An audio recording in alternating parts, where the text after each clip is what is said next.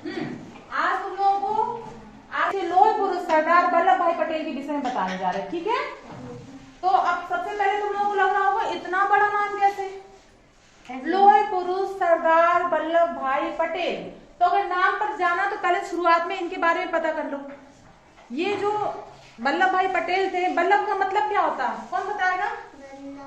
वल्लभ, हम लोग विष्णु भगवान को वल्लभ बोलते हैं ना।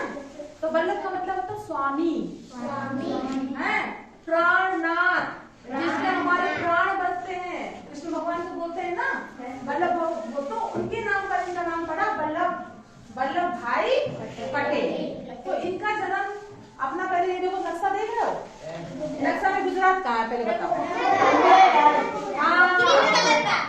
ग्रीन कलर का ना, जो पानी चारों तरफ से गिरा हुआ है।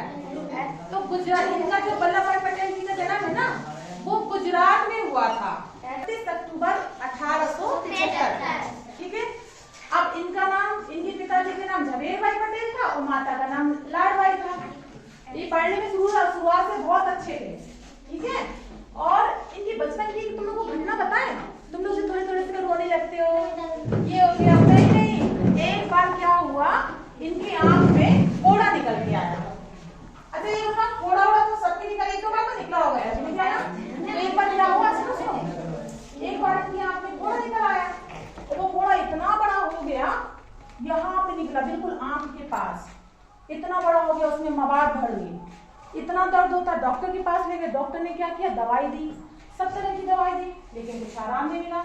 फिर ये हुआ कि इस फोड़े को गरम, लोहे की सरिया गरम करके इस फोड़े पे लगा, मतलब डाल दी जाए, तो इससे क्या होगा, इसकी मवाद निकल जाएगी, ये फोड़ा ठीक हो जाएगा। अब मम्मी पापा सब लोग डरने लग गए, अरे भैया आंख के पास है तो फोड़ा, ऊपर से अगर मान लो डालेंगे तो ये हाथ पैर हिलाएगा तो आंख में भी तो जा सकता है, वो जा सकता है ना। तो डर लगता था कहीं आंख में ना चला जाए, लेकिन उन्होंने सलाह गरम की डॉक्टर ने। तो मम्मी पापा सब डर रहे थे, उन्होंने क्या किया, लेके लोहे की सलाख लेके क्या किया, सबसे पहले अपने फोड़े में खुद लगा ली।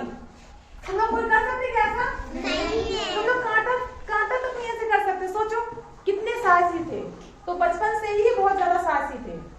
एक कहावत सुनी है, कूद के पांव, आगे बोलो, उल्टे नहीं, कूद के पांव पालना में। बच्चे बचपन से ही उनकी हरकतों से समझ में आ जाता है कि बड़े होके क्या क्या करेंगे। तो इतने बड़े साहसी थे, इतना मन के इतने स्थिर थे और इतने दृढ़ निश्चय थे कि उन्होंने आगे चल के भारत में क्या क्या काम किया। अब तुम लोग सुनो, ये बचपन की घटना हो गई।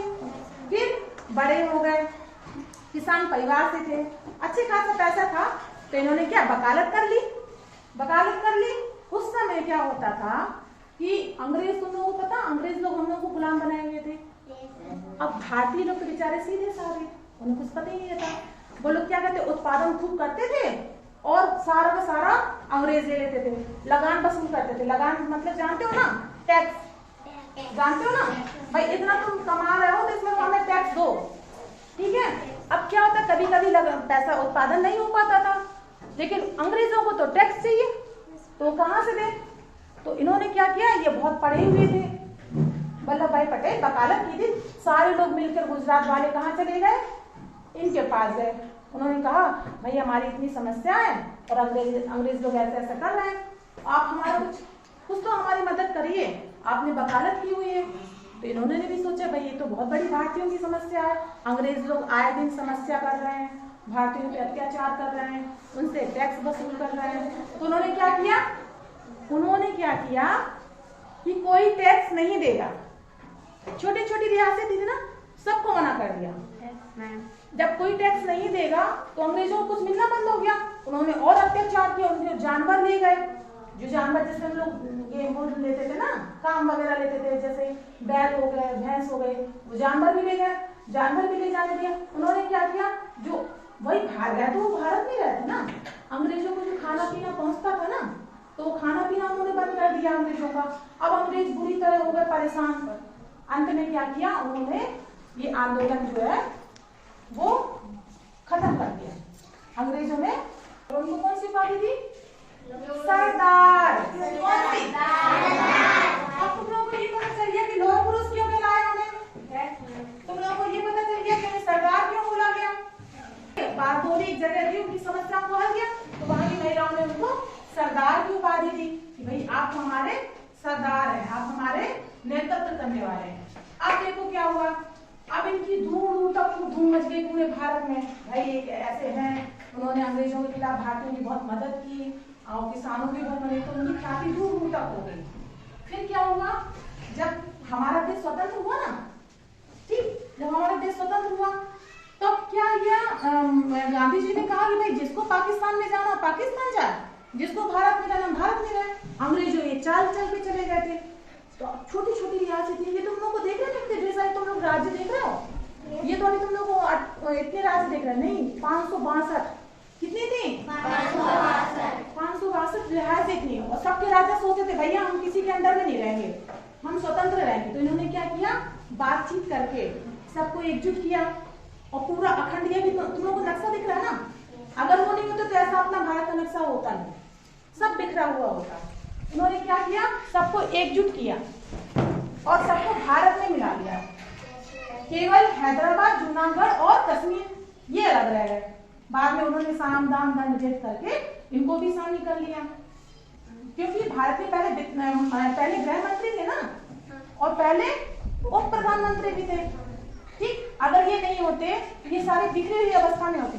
तो इन्होंने क्या किया, इन्होंने सबको जोड़ने का काम किया ना, जोड़ के पूरा एक अखंड भारत बना दिया। ठीक, तो जो जोड़ने वाला काम करने वाले उसको क्या, एकता का काम हो गया ना। इसीलिए इनके जन्मदिन को राष्ट्रीय एकता दिवस के रूप में मनाते हैं।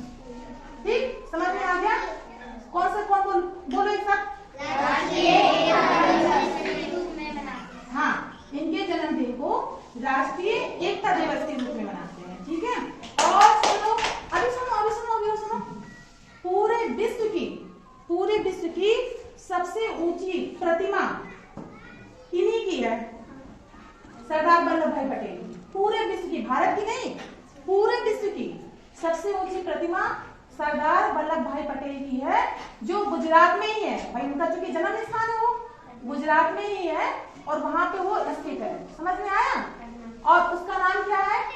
अब चूंकि उनके जन्मदिन को राष्ट्रीय एकता दिवस के रूप में मनाते हैं, तो उस स्टेच्यू का नाम क्या होगा, यस, स्टेच्यू ऑफ यूनिटी। एकता के रूप में उनकी मिसाल है ना, स्टेच्यू ऑफ यूनिटी। आज सरदार वल्लभ भाई पटेल के विषय में इतना सा पता चल गया।